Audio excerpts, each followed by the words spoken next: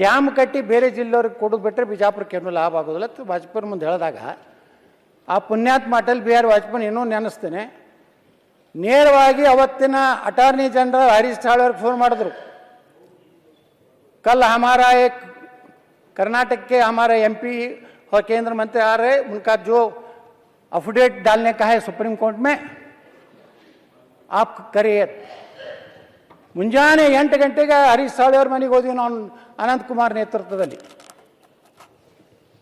ಅವ್ರ ಮನೆಗೆ ಹೋದಿವಿ, ಟಿಫಿನ್ ಮಾಡಿದ್ವಿ. ಒಂದೇ ಮಾತು ಹೇಳಿದ ಹರೀಶ್ ಸಾಳ್ವೆ, कल हम अटल जी ने बोला है आज सुप्रीम कोर्ट में आलमट्टी डैम का 519.6 519.6 अफिडेविट डाल देंगे.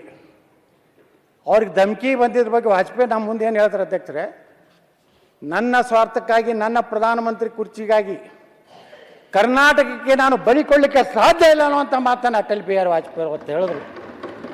ಮುಂದೆ 6 ತಿಂಗಳಾಗ ನಾನು ಏನು ಉಚ್ಚಾಟನೆ ಮಾಡ್ಬೇಕಂತಿದ್ರಲ್ಲ ಅಧ್ಯಕ್ಷರೇ, ನಾ ಕೇಂದ್ರ ಮಂತ್ರಿಯಾಗಿ ಅಟಲ್ ಬಿಹಾರಿ ವಾಜಪೇಯಿ ಸರ್ಕಾರದಲ್ಲಿ ಕೆಲಸ ಮಾಡುವಂಥ ಅವಕಾಶ ಕೊಟ್ಟರು. ನಾವು ನಮ್ಮ ಭಾಗದ ಜನರ ಬಗ್ಗೆ ಕಳಕಳಿ ಇಟ್ಕೊಂಡು ಕೆಲಸ ಮಾಡಿದ್ರೆ ಯಾರಿಗೂ ಹಂಚಬೇಕಾಗಿಲ್ಲ. ಜನ ನಮ್ದು ಅನ್ನತ್ತಾರೆ. ಇವತ್ತು ನೋಡಿ, ಕರ್ನಾಟಕದಲ್ಲಿ ಎಲ್ಲಿ ಬೇಕಾದಲ್ಲಿ ಯಾವ ಮೈಸೂರು ಮಂಡ್ಯಕ್ಕೆ ಹೋದ್ರು 10-15 ಜನ ಸೇರ್ತಾರೆ. ಯಾಕೆ ಸೇರ್ತಾರೆ? ನಾನು ದುಡ್ಡು ಕೊಟ್ಟು ತರಿಸ್ತೀನ, ಏನು ಜೀಪ್ ಕೊಡ್ತೀನ, ಡಾಬಾದಾಗ ಊಟ ಏನೂ ಇಲ್ಲ. 15-20 ಜನ ಸೇರ್ತಾರೆ. ಯಾಕಂದ್ರೆ ಗಟ್ಟಿಯಾಗಿ ಒಂದು ಪ್ರತಿನಿಧಿಯಾಗಿ. ಇದು ಉತ್ತರ ಕನ್ನಡ ಸಮಸ್ಯೆ, ಸಮಸ್ಯೆ ಈಗ ನಮ್ಮ ಕಡೆ ಎಲ್ಲ ಫೇಮಸ್ ಆಗ್ಬಿಟ್ಟಿದ್ದೀರಾ ನೀವು? ನೀವೇ ಮಾತಾಡೋದಲ್ಲ ನೋಡಿ ಅಧ್ಯಕ್ಷರೇ, ನಾನು ಯಾವ ರೀತಿ ಅನ್ಯಾಯ ಆಗ್ತದೆ ಇವತ್ತು ನಾವು ಹೇಳಿದೆ. ನಾ ಯಾವುದೇ ಪಕ್ಷ ಅತೀತವಾಗಿ ನಾ ಮಾತಾಡ್ತೀನಿ. ಇವತ್ತು ನನಗೆ ಇಲ್ಲ ನರೇಂದ್ರ ಸ್ವಾಮಿ ನೀವು ಸ್ಪೀಕರ್ ಮಂತ್ರಿ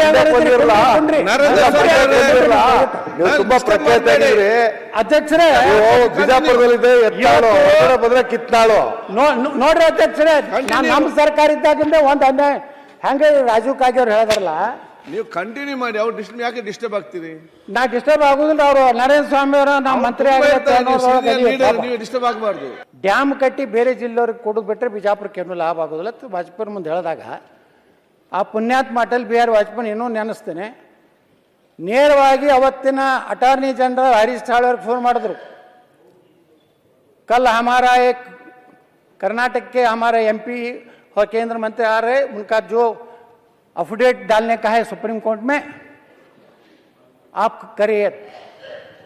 ಮುಂಜಾನೆ 8 ಗಂಟೆಗೆ ಹರೀಶ್ ಸಾಳ್ವೆ ಅವ್ರ ಮನೆಗೆ ಹೋದ್ವಿ ನಾವು, ಅನಂತಕುಮಾರ್ ನೇತೃತ್ವದಲ್ಲಿ.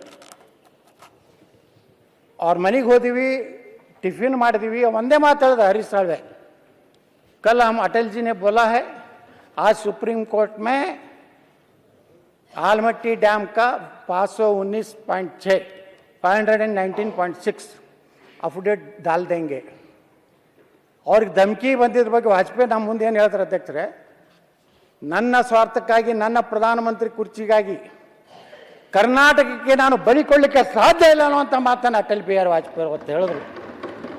ಮುಂದೆ 6 ತಿಂಗಳಾಗ ನಾನು ಏನು ಉಚ್ಚಾಟನೆ ಮಾಡ್ಬೇಕಂತಿದ್ರಲ್ಲ ಅಧ್ಯಕ್ಷರೇ, ನಾ ಕೇಂದ್ರ ಮಂತ್ರಿಯಾಗಿ ಅಟಲ್ ಬಿಹಾರಿ ವಾಜಪೇಯಿ ಸರ್ಕಾರದಲ್ಲಿ ಕೆಲಸ ಮಾಡುವಂಥ ಅವಕಾಶ ಕೊಟ್ಟರು. ನಾವು ನಮ್ಮ ಭಾಗದ ಜನರ ಬಗ್ಗೆ ಕಳಕಳಿ ಇಟ್ಕೊಂಡು ಕೆಲಸ ಮಾಡಿದ್ರೆ ಯಾರಿಗೂ ಹಂಚಬೇಕಾಗಿಲ್ಲ. ಜನ ನಮ್ದು ಅನ್ನತ್ತಾರೆ. ಇವತ್ತು ನೋಡಿ, ಕರ್ನಾಟಕದಲ್ಲಿ ಎಲ್ಲಿ ಬೇಕಾದಲ್ಲಿ ಯಾವ ಮೈಸೂರು ಮಂಡ್ಯಕ್ಕೆ ಹೋದ್ರು 10-15 ಜನ ಸೇರ್ತಾರೆ. ಯಾಕೆ ಸೇರ್ತಾರೆ? ನಾನು ದುಡ್ಡು ಕೊಟ್ಟು ತರಿಸ್ತೀನ, ಏನು ಜೀಪ್ ಕೊಡ್ತೀನ, ಡಾಬಾದಾಗ ಊಟ ಏನೂ ಇಲ್ಲ. 15-20 ಜನ ಸೇರ್ತಾರೆ. ಯಾಕಂದ್ರೆ ಗಟ್ಟಿಯಾಗಿ ಒಂದು ಪ್ರತಿನಿಧಿಯಾಗಿ. ಇದು ಉತ್ತರ ಕನ್ನಡ ಸಮಸ್ಯೆ, ಸಮಸ್ಯೆ ಈಗ ನಮ್ಮ ಕಡೆ ಎಲ್ಲ ಫೇಮಸ್ ಆಗ್ಬಿಟ್ಟಿದ್ದೀರಾ ನೀವು? ನೀವೇ ಮಾತಾಡೋದಲ್ಲ ನೋಡಿ ಅಧ್ಯಕ್ಷರೇ, ನಾನು ಯಾವ ರೀತಿ ಅನ್ಯಾಯ ಆಗ್ತದೆ ಇವತ್ತು ನಾವು ಹೇಳಿದೆ. ನಾ ಯಾವುದೇ ಪಕ್ಷ ಅತೀತವಾಗಿ ನಾ ಮಾತಾಡ್ತೀನಿ. ಇವತ್ತು ನನಗೆ ಇಲ್ಲ ನರೇಂದ್ರ ಸ್ವಾಮಿ ಅವರು ನೀವು ಸ್ಪೀಕರ್ ಮಂತ್ರಿ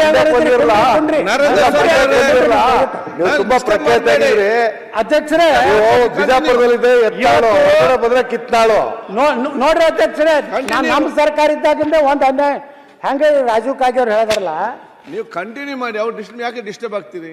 ನಾ ಡಿಸ್ಟರ್ಬ್ ಆಗುದಿಲ್ಲ. ಅವರು ನರೇಂದ್ರ ಸ್ವಾಮಿ ಅವರು ನಾವು ಮಂತ್ರಿ ನೀವು ಡಿಸ್ಟರ್ಬ್ ಆಗಬಾರ್ದು.